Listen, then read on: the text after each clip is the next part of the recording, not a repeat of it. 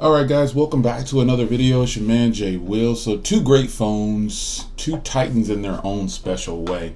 I've been giving you a lot of coverage on these two devices right here. And someone asked me again, which one do I recommend? Well, this is almost kind of an easy one, I guess. Both of these phones are good in their own right. I mean, there's no complaints about either one. This is easy for me though, so this is not going to be this long drawn out video for 45 minutes on why you should pick either one of these phones. First of all, size. This is obvious. Size. Forget about specs. Forget about all that. Size. How big of a phone do you want? Do you want a phone that's kind of small in the hand, easier in one hand to hold? Definitely can text around with one hand depending on how big your hands are. Or do you want a phone with a bigger screen? It's just that simple. The size. That's what you should consider first.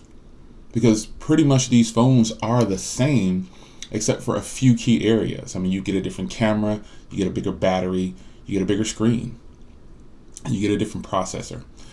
Pretty much other than that, folks, they even look alike. So, these are the same phones. It's just a matter of size.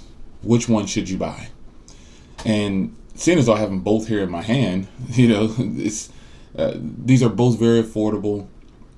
If you take the route that I took, if you take the route of buying the Verizon versions and then unlocking them, you're good to go. You save hundreds of dollars because I believe this one is like $2 something for the unlocked version, and this one is $130 for the unlocked version. And I paid $150 for both, $99 and $40. Well, not even $150. I mean, it was $2 to lock each one. So right under $150, I have both of these unlocked, fully compatible with every GSM provider. So one person even said that they got this one working on Boost. I don't see how that's possible because as soon as you put a SIM card in there, it asks for an unlock code. Unless they got these phones are being sold under Verizon brand with the Verizon lock on it, but it's really just the Motorola. I don't know. But shout out to that person who said they got this one working on Boost. I guess, man. Anything's possible. But the phones themselves start with the size. Now, I have big hands, but you still get an idea of how big these are. So, starting with the size, which one would you want to carry around? Now, with size comes weight sometimes. So this weighs 181 grams and this weighs 150 grams. So this one is very light in the hand, very light in the pocket, but it's still got some weight to it. I mean, 150 grams, it's not something that you won't feel in your pocket. This one right here is 180 grams, and you can definitely feel this one in your pocket, obviously because of size and the little difference in weight. It's definitely there. It's definitely there. These both have SD card slots. This one has a removable battery. This one does not. But again, this one has a 5,000 milliamp hour battery. Now, by today's standards, these phones don't meet the thinness. The thin thing. The thin is in. But so what? I've said it before. I'd rather have a bigger battery with more thickness. And this is actually only 9.6 millimeters, and this one is 9.3. So these aren't very thick phones to begin with. But some people today says the thinner is better.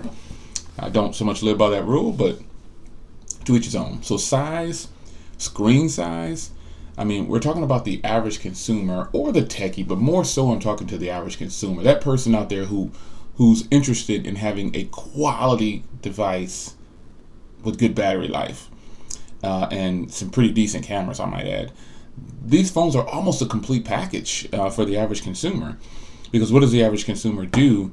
Social media nowadays. The average consumer talks on their phone to the family. They text a lot. They got a lot of social media. But I'm turning them over here to show you. This might be the only downfall, but to the average consumer, they might not even notice that it's a downfall. At least to me, it is. Not having Type-C. Not having Type-C, these phones do take a little bit to charge, but not too much. It would have been nice to have some kind of fast or extra turbo charging on these. That would have been great.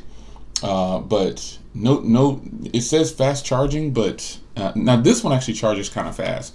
But it would have been nice to have like 30 minutes, 60%. But with Type-C, I can grab that kind of stuff. But with these just regular fast chargers, they don't charge that fast, but they charge fast enough. This actually comes in a gold as well, but not for the Verizon version.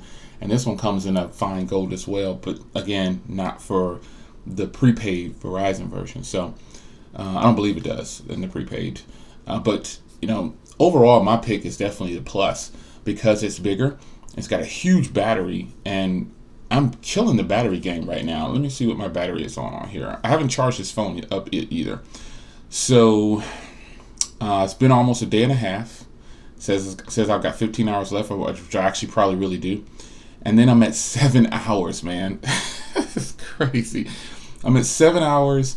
It's been a day and a half already. I haven't charged this phone at all, and I've been using it regularly. I've been using both of these, but I'll switch my SIM card over to this one for full-time usage. My main SIM card is in here to test it. I'm in my testing phase, but I'm going on 2 days. It'll be 2 days in less than 12 hours, and so basically at midnight tonight, I'll see where this phone is at, if it can actually hold up for another 15 hours. If not, I'll definitely snap some screenshots, but I don't know if you can see that there. I'm at 7 hours with 30% left, just under 30% left. That is fantastic battery. And I've been on the charge for over a day and a half. That's fantastic battery. This one's fully charged because I just powered it off, but that's great battery. That's what customers need. And so why aren't all OEMs doing this for the customers? I would rather have this pretty much stock UI feel, and have what's the time date different on this one? That's weird. Let me turn them. I don't know what that's about. Turn on Wi-Fi real quick. Maybe it'll update. But I would rather have the stock feel and just the overall, just give me everything in the phone, feature packed. There it updated for some reason. I don't know why the time's up. Feature packed phones. They're nice, but I would rather have this stock feel. An FM radio is good. Give me adaptable storage. Simple things like that. I always notifications now. Simple things like that are going to be important to me. Now, whether they're important to the average consumer, I don't know. But what I will tell you is that both of these phones are a major win. They're both great. And there's no going wrong with either one. I mean, I could have this discussion for hours and hours. As a matter of fact, I might even do a live stream about it. Who knows? But the Plus, you know what? I did say there is another major difference because I did a video on this earlier. The Plus actually has all the LTE bands for the US. It has band 66, band 12. It's got every band. So check that video out. I'll try to remember to link it down below. And this one pretty much just has the bands that'll get you working in the US. It doesn't have band 12, it doesn't have band 66, but you don't need those necessarily unless you're a person who's in a place with a lot of buildings and you work in a hospital or something like that. You probably won't get service with this phone if you have it unlocked like me and using it on T-Mobile or something like that. But Cricket and AT&T, it works perfectly fine. But this one right here works everywhere. I've taken this phone, I went on a trip and everything was fine, man. I didn't have any drops in service. I didn't have any drops in service on this one either, but the point is this one has all the LTE bands, so they're there at my disposal if I need them. So which one should you pick? Start with the size of the phone, then go to the screens, how big a screen you want, because now phone size and screen size don't matter because you've got the G6, you've got all these other phones out there that have big screens and a small body. So start with the actual, when I say, I mean the feel in the hand. How big of phone do you want to carry around in your pocket? And then you can look at other features. Does it have a fingerprint reader? Does it have this? Does it have that? Those are the things that you need to look at. So, it's your man Jay Will. Just a quick video. Moto E4 or Moto E4 Plus. Which one should you choose? Which one do you check? Which one do you have both? I know people following my videos probably bought both because of my recommendations, for the unlocks and everything. But if you could only choose one, which one would it be? And for me, it would be the Plus. I like this. It's like a partial metal back, just like the Moto G. This feels just like what the Moto G5 Plus should have been. Yeah. Yeah, that's what it should have been right there. But it's your man Jay Will. I would take the Plus if I just was forced to choose. I'd go with the Plus. So again, there's a lot of factors that play into which phone you should pick. But me, you get a better camera, bigger battery, more LTE bands, bigger screen. You know, it's all there to me. I'll see you guys in the next video. Take care.